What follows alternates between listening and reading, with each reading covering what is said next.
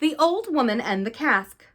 An old woman found an empty cask which had lately been full of prime old wine, and which still retained the smell of its former contents. She greedily placed it several times to her nose, and sniffing it with a sigh, said, "Oh, most delicious! How nice must the wine itself have been, when it leaves so sweet a perfume." Lesson: the memory of a good deed lives on. The Wolf and the Fox. The wolves and foxes once selected one of their number to be their ruler. The wolf that was chosen was a plausible, smooth-spoken rascal, and on a very early day he addressed an assembly of his subjects as follows. "One thing," he said, "is of such vital importance, and will tend so much to our general welfare, that I cannot impress it too strongly upon your attention. Nothing cherishes true brotherly feeling and promotes the general good so much as the suppression of all selfishness. Let each one of you then share with any hungry brother who may be near whatever in hunting may fall to your lot." "Hear, hear," cried a fox who had listened to the speech. "And of course you yourself will begin with the fat sheep that you hid yesterday in the corner of your lair." Lesson: practice what you preach. The Cat and the Sparrows. A great friendship once existed between a sparrow and a cat, to whom, when quite a kitten, the bird had been given.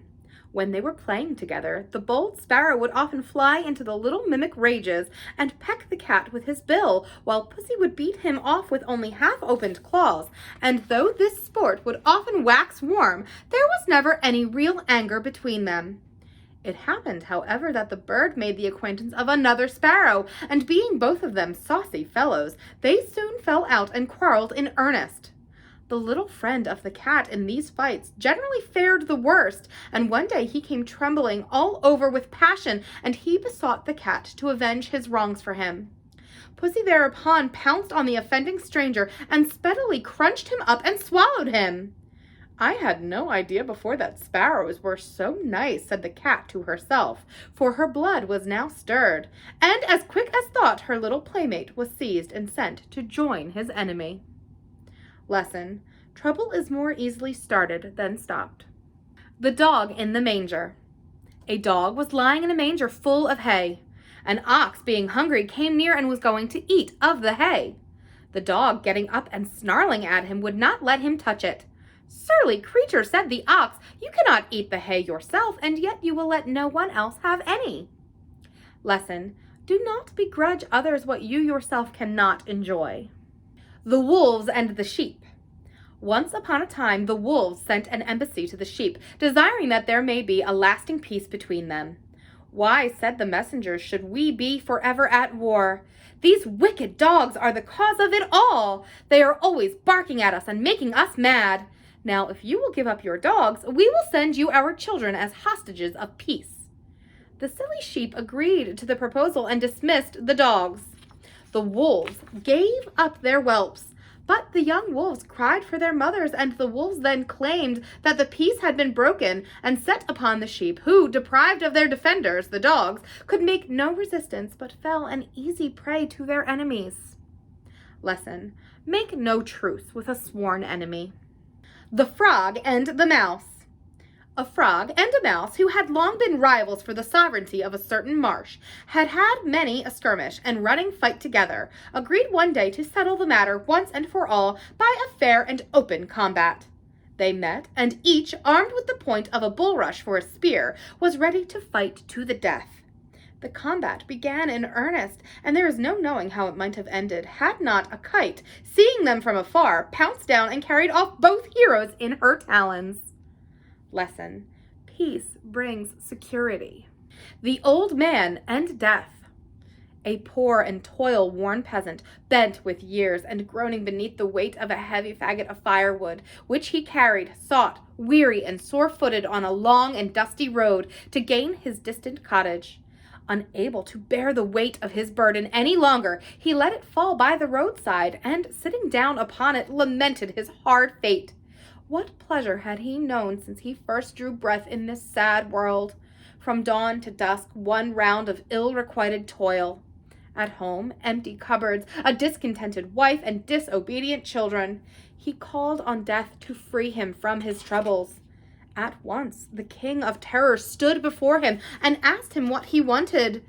Awed at the ghastly presence, the old man stammered out, I only wanted you to help me put this bundle of sticks on my shoulders again. Lesson: what is desired in fancy is often regretted in reality. The bees, the drones, and the wasp. A party of drones got into a hive and, laying claim to the honey and comb which they found there, tried to force the bees to quit. The bees, however, made a sturdy resistance. Finally, the drones agreed to their proposal that the dispute should be referred for judgment to the wasp. The wasp, pretending that it was a hard matter to decide, directed both parties to make and fill some comb before him in court, so that he might see whose production most resembled the property in dispute. The bees at once set to work, but the drones refused the trial, so the verdict was given by Judge Wasp in favor of the bees. Lesson: a tree is known by its fruit. The wolf and the kid. A wolf spied a kid that had strayed to a distance from the herd and pursued him. The kid, finding that he could not escape, waited till the wolf came up, and then, assuming a cheerful tone, said, I see clearly enough that I must be eaten, but I would fain die as pleasantly as I can. Give me, therefore, a few notes of the pipe you play so well before I go to destruction. It seems that the wolf was of a musical turn, and always carried his pipe with him. Flattered by the kid's compliment, the wolf played and the kid danced until the noise of the pipe brought the dogs to the spot. The wolf hastily fled, saying, This is what comes when people will go meddling out of their profession. My business was to play the butcher, not the piper. Lesson: stick to your task. Jupiter's 2 wallets. When Jupiter made man, he gave him 2 wallets, one for his neighbor's faults, the other for his own. He threw them over the man's shoulder so that one hung in front and the other behind. The man kept the one in front for his neighbor's fault and the one behind for his own, so that while the first was always under his nose, it took some pains to see the latter.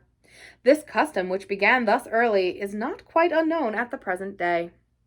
Lesson: one can always see his neighbor's faults more easily than his own.